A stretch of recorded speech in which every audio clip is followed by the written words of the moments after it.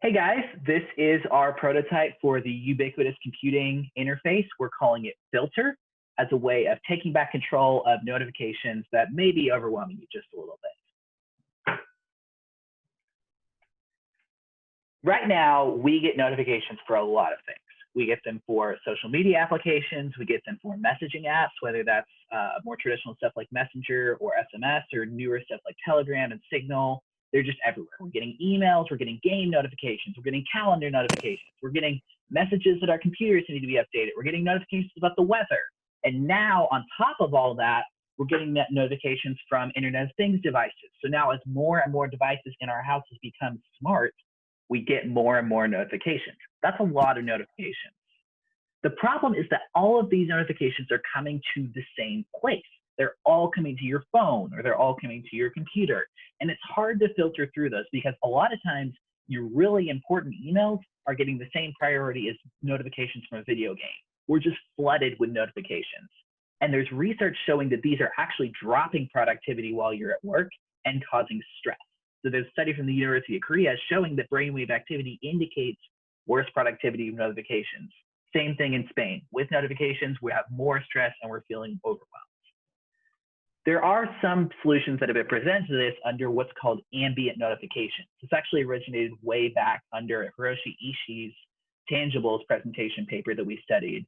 But these specifically are what's called shape-changing circuits, where the circuit lifts when you have a notification. There are also plants that can wave when you have notification, and you can get smells when you have notifications. The problem with each of these is there's one notification per device. We want a centralized place to put all those notifications. All right, so our solution is this filter system that we have come up with, and it's a way of contextual notification filtration. So we have the idea of a background and a foreground. We're going to relegate some less important notifications to the background, and these are going to be aggregated in some abstract way. And the idea is to eliminate notification overload. When they're abstractly aggregated, you can see that you have notifications, but it's not in the foreground vying for your attention all the time, along with your important notifications. So one component is the device itself, and it's just a simple small tablet with a kickstand that you set on your desk. And this is where the background notifications go. Each channel that you put on this system is assigned a colored dot. And when you get a notification, that dot shows up on this device, and the more notifications you get on that channel, the bigger the colored dot grows. And your foreground is just the normal devices that you use, so your computer or your phone, and the foreground channels are going to show up there. So how it works is the user will go to the interface on their phone or laptop or whatever to set up, and then they'll add the communication channels they want to filter through.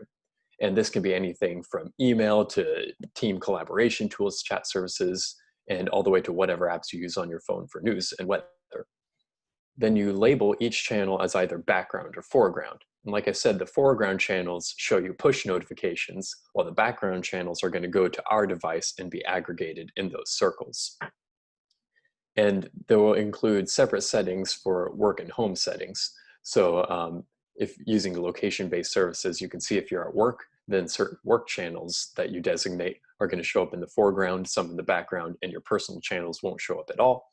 And then when you're at home, certain home channels will show up, and maybe you just don't show your work channels at all, and the user can customize that. And you can also override these settings per individual contact. So for example, your spouse, you always want them to show up in the foreground, or if there's contacts at work that aren't as important, it's okay if they always go to the background. Once you get a notification in the background, you can either tap and view that notification on the Filtr device itself, or if it's important, you can swipe it over and it will automatically go to your laptop or phone. So let's look at some examples of how this would work.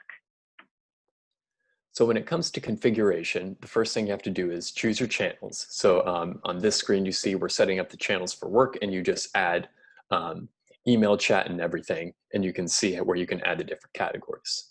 After you do that, the next step is setting the visibility. So you have the foreground and background, and you choose which setting to use for each channel. Once you do that, you can add your overrides for individual contacts. So you can add contacts from your phone, however you get them, to always show up in the foreground, and then some people always show up in the background. And then the configuration is basically identical except separate channels for home. So this is the actual device itself. When the user gets notification, notice you get a little dot appearing here. And these dots are colored based on which app you get it from. So this might be Facebook, this might be Slack, this might be another app, and they're all aggregated together. As you're getting more and more notifications for a particular app, it's growing and growing. So when a notification comes through for an important channel, for example, if you're at work and you get a work email, then it'll show up right on your phone as a normal push notification. Whereas if it wasn't that, it would show up on the Filtr device, as we just saw earlier. And also, if an important contact sends you a message, even if you are at work, it'll always push through and you'll see that push notification on your phone. So when you want to view notifications on the device itself, again, these are the ambient ones. These aren't the push notifications that you would get. You can tap on the dot and it'll display a list of notifications associated with the app. You can then choose to act on those by swiping it over to the device or swiping the whole dot over to the device to open the application. Or if you don't want to deal with it, just swipe it up or swipe it away from your smart device and it'll get rid of it. This would also work for the individual notifications if you wanted to swipe those away.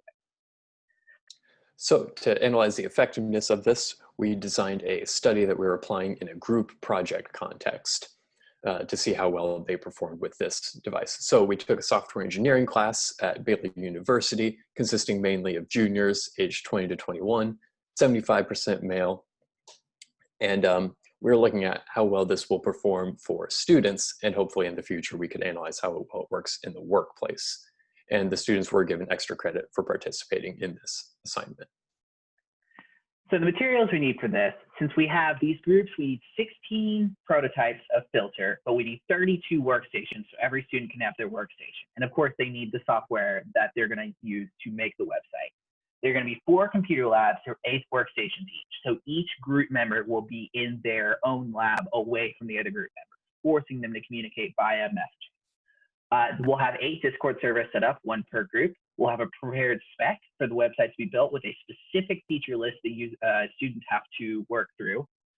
We'll have both in-experiment forms and post-experiment forms we'll talk about in just a minute. So the design of this is a 1x2 between groups study. We're going to have 2 groups, and each one is going to be using a different method of notifications. So the independent variable we're looking at is that method of receiving or filtering notifications, either just by traditional push notifications that you would get on your phone versus adding the layer of filtration through our system. And we're looking at 2 dependent variables. We're looking at how productive the students are in the project, as well as the level of stress they experience during the process. So for the experiment setup, we're going to split the students randomly into 2 pools of 16 groups. And within those, we'll make 4 groups of 4. Those students will be split across the room. So we divide out completely the group project members. And the students are given a workstation with the software like we already discussed to work on the project. So we're going to assign all of them the same project. They're supposed to design a website according to this given specification.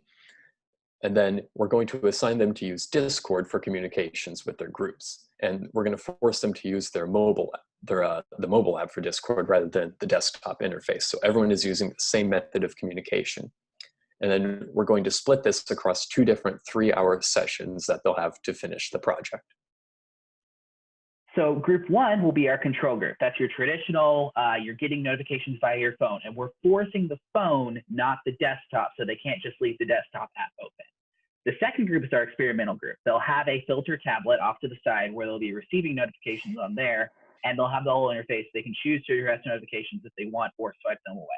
And they'll have the opportunity to readjust their foreground and background notifications each time. So if they try it once, they're like, I'm missing notifications, they can move more to the foreground or vice versa. So after each of the sessions, we're going to give them 1 survey with 2 questions. We're going to ask them on a Likert 5-point scale how stressed they were during the session, as well as how distracted they were by the notifications. So we're going to see if the Filtr device reduces stress as compared to the normal method, as well as distractions. We're then going to measure productivity and stress afterwards. So we're going to ask them, again, some post-survey questions with Likert scales that you can see here, but we're also going to use that checklist of required features to see how many they can get done. So we believe that you need something to prevent notification overload. In today's high-stress work environments, it's hard to focus with all these notifications, and it's hard sometimes to leave it at work once you come home. But it's not feasible just to completely unplug from all your notifications because some things still need to be immediately addressed. We believe that in the future, our system can be implemented as the notification mechanism of a wider ubiquitous system that includes smart home devices that you can filter, and there are further opportunities to get even more granular in the contextualization. So based on what you're doing, where you're at in your house, or even your specific mood. So we believe there's lots of potential applications. And that's all we've got. Here are the sources that we referenced earlier in the paper that if you'd like to go back and reference them. And thank you guys so much for watching.